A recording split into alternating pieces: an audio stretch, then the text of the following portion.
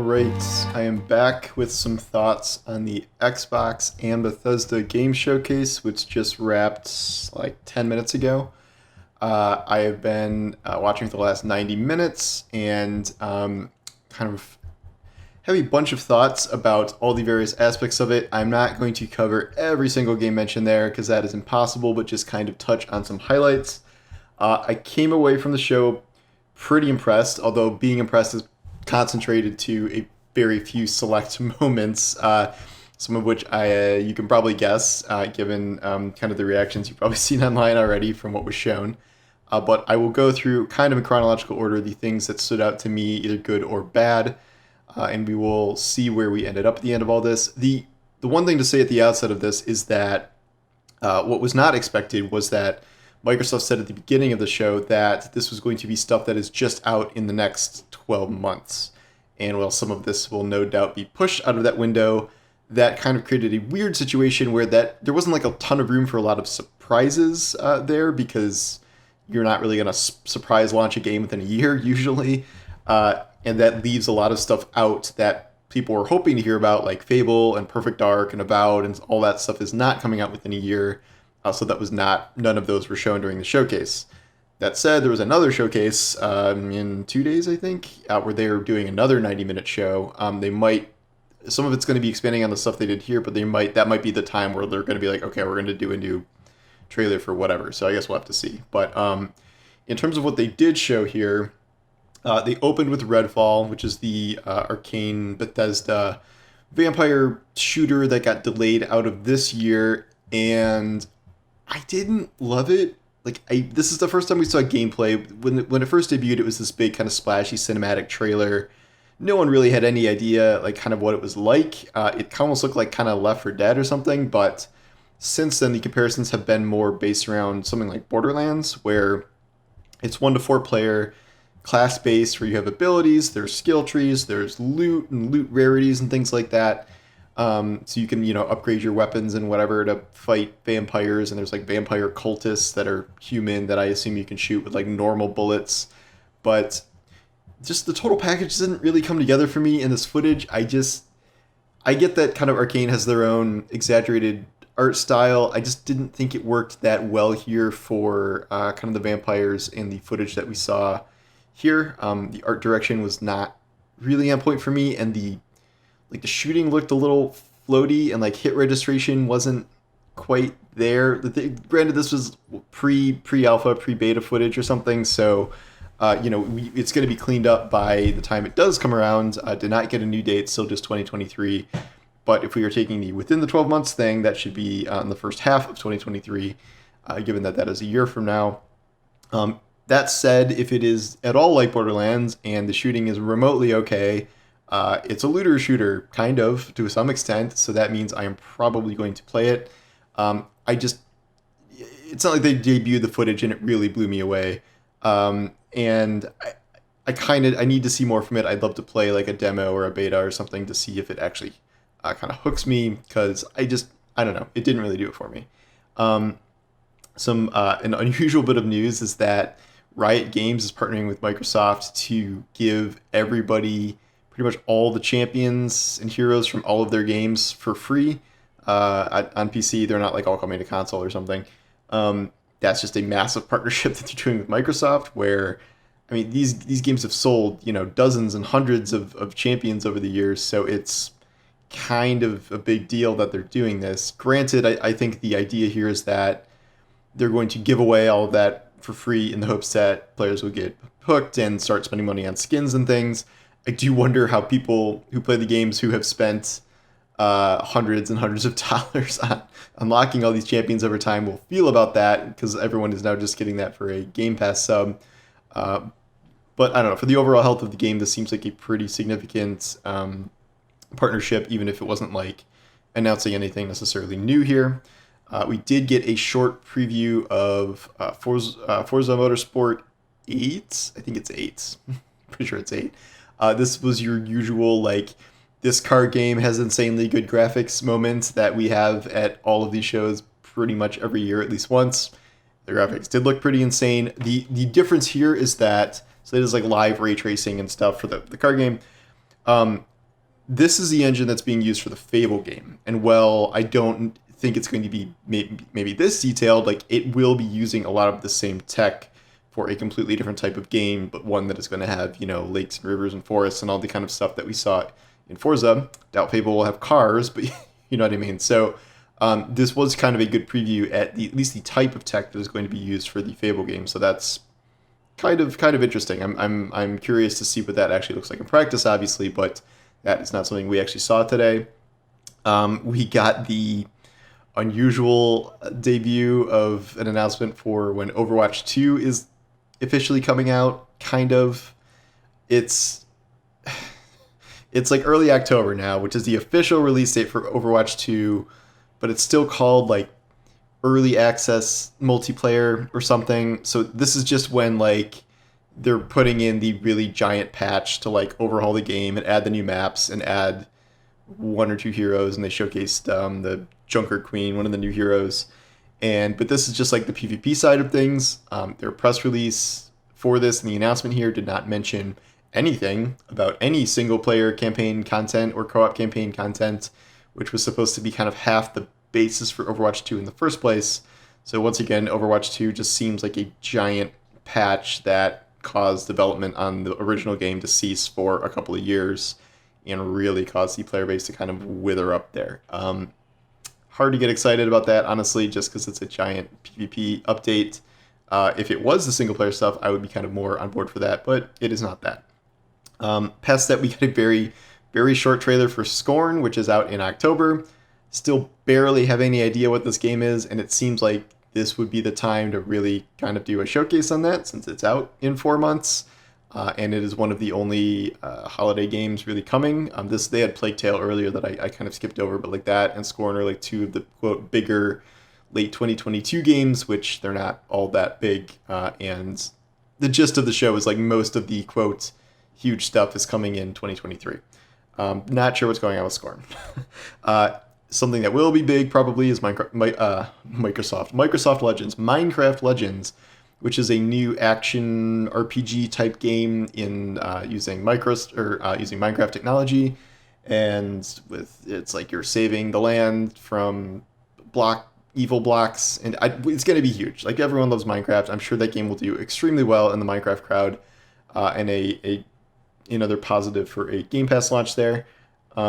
I was a little bit caught off guard by As Dusk Falls, this like narrative game that it's using a really, really weird style of animation where it's like painted actors, almost like paintings of actors, and then it kind of like transition back and forth between it's like a storybook essentially, and it makes the character interactions look like it's like one frame a second.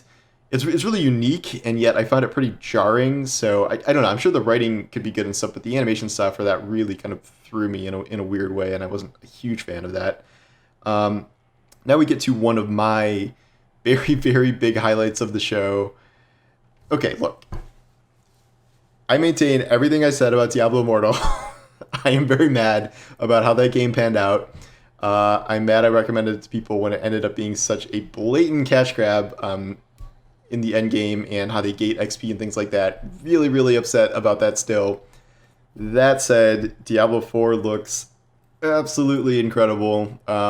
They started with the new debut of the Necromancer class. It's the last class, joining Wizard, Barbarian, Demon Hunter. I don't remember. There's 5. And then they showed off a lot of different gameplay, talked about the shared world, talked about exploration, talked about endgame, dungeons, clearing out areas, world bosses. It looks so good. I really can't get over how brilliantly good it looks. I was never like a person that's like, oh, Diablo 3 was too colorful and they lost their way and blah, blah, blah. But they clearly really went back to the Diablo 2 aesthetic here, and it really works. It looks gorgeous. It looks absolutely fantastic.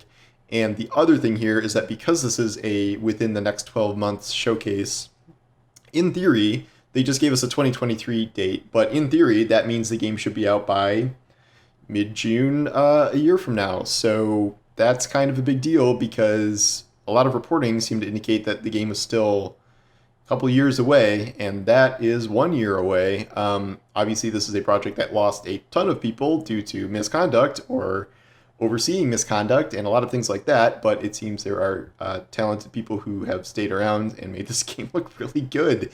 I have to believe they're not going to do like microtransaction pay to win stuff like Immortal in Diablo 4. That said, I don't know how much I can trust Blizzard now. I have lost a lot of faith in Blizzard, which I don't think is unreasonable given the last few years here. That said, this is easily one of my most anticipated games of the next year, and everything that was shown here looked gorgeous. I'm still kind of reeling from it. I'm like a Diablo addict at my core, but just I saw a lot of positive reaction to that. I don't think it's just me. Then we moved into, this is towards the end of the show now, Wolong Fallen Dynasty from Team Ninja. That was a surprise. That's something we've never heard of before. That's Microsoft working with Team Ninja for the, I think it's console exclusive. I'm not sure what's going on with that exactly, but it looked really good. Team Ninja is obviously very talented, so I am curious to check that out. And then they made the announcements that they are partnering with Atlas to bring a lot of the Persona games, including Persona 5 Royale, to Xbox. And previously that was PlayStation only, so that is a big feather in their cap. I think Persona 5 is coming in the fall, I'm pretty sure. They did not announce they were buying any Japanese developers or anything, but that was a pretty big deal. And then in the show where they said that they were going to kind of have the most gameplay footage they've ever shown, and all the games are going to be without it in a year. The exception they made there was for Hideo Kojima, who is partnering with Microsoft for some unannounced game that he showed up to talk about. He's like, there's a game I've always wanted to make. Excited to make this game. Well, talk to you later. And I mean, he's Hideo Kojima, so he can get away with that. This might be the Overdose game that was leaked. That could be a code name or the actual game. We also think he's making Death Stranding 2 because Norman Reedus pretty much confirmed that. So he might be doing these simultaneously. We do not quite know what the exclusivity deal is here. If this is like a timed Xbox exclusive or whatever this deal is with them. No idea of the genre, anything like that. We don't know anything. But we know Microsoft is working with Hideo Kojima in some capacity, and that's enough to get a lot of people excited. Finally, we will end with Starfield. It really did live up to expectations. Really did blow me away in a lot of ways, namely its scope. I think that is the biggest thing that I was not expecting from this. It was kind of like a building reveal. So they just showed at first like, oh, you're on a planet, looks really good. The environment design, UI design looks very clean. Very clearly they have gone through some massive engine, upgrades and overhauls, and this is like the new standard going forward. All of that looked great.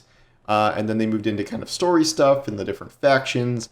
This is where I was like, okay, definitely the character models are improvements. They're definitely like, making facial expressions, but they're still doing the like talking to you from 1 foot away from your face thing. So it's not what I would call the most dynamic conversation system maybe. And then they showed the character creator a little bit, and like it looks good and it looks better than past Bethesda games, but if there's any area that was like maybe is not quite up to snuff compared to similar games, this could be it. But then we keep doing reveals, and we are starting to get into pretty wild territory. You can make your own base, like a supersized version of Fallout 76's camp system. You get to make your own starship, get to fly your own starship around and shoot at other starships. And then the final reveal that if this all sounds a lot like No Man's Sky, it's because they pretty much just did No Man's Sky, but with a giant Bethesda budget and team, whereas No Man's Sky had a much smaller budget, much smaller team at Hello Games. And while this is not a procedurally generated infinite universe, they have 100 systems and 1,000 planets that you can fully explore. So that's insane. I have to believe there is some level of procedural generation involved there. I can't imagine you're hand sculpting the entirety of 1,000 full planets you can explore. So there's got to be some sort of tech being used there to make it at least a little bit procedural and fill in some gaps. But the idea here, it's exploration. Like you want to, I actually like this better because the problem with No Man's Sky is because it's infinite, like you can't put something, unique and special on some planet that literally no one will ever find. So I think what this will end up being is, because there is at least a limit of 1,000 planets, this will kind of be community driven. We'll be like, oh, you got to go to this star and see this thing because, one of a million players happened to go to this spot to find it. And I think this is going to, there'll be huge wiki entries and walkthroughs about the cool stuff to find in Starfield. And like if we all loved Elden Ring because of exploration of that game was one of the most fun aspects, you're constantly finding new things. This kind of exploration here, if they have buried enough cool secrets in all of these vast planets, that could be very neat as well. And I really like the idea of the scope like that, like this kind of true exploration of these planets and systems, but within constraints, so it's not just totally random and like, oh, here's this 1,000th crash ship you find on like a No Man's Sky planet. Like, full credit to No Man's Sky for absolutely being the blueprint here. Very clearly, this is what inspired a lot of Starfield. But I think with this budget and this, at least some constraints in terms of being a fixed number of planets, that really means there can be, in addition to being a layered, story-driven Bethesda game on top of it, this does seem like it could be one of the just biggest games ever. Not like in sales necessarily, I mean, maybe sales, but I just mean in terms of like literal size and scope and how much time you can put into something like this. Like, it looks deeply impressive, and delay that as long as you want, as long as it comes out right. Like, just, I understand why it takes a long time to make this game. So you do you, Bethesda, and just launch it without a metric ton of bugs, please. So yes, I was mostly impressed by Diablo IV and Starfield. Everything else I'm kind of like whatever about, including Redfall. We'll see what happens in the second showcase, but I think most people are going to come away kind of so impressed by what Starfield showed off that even if we weren't seeing a bunch of high-profile future Xbox things, there was enough there that people, I think, are going to be excited about to consider this kind of a success. And again, we have a whole other showcase to come, but anyway, those are my kind of initial thoughts here. Probably going to write a separate article about Starfield now alone. But yeah, thanks for watching, and I will talk to you soon. Take care.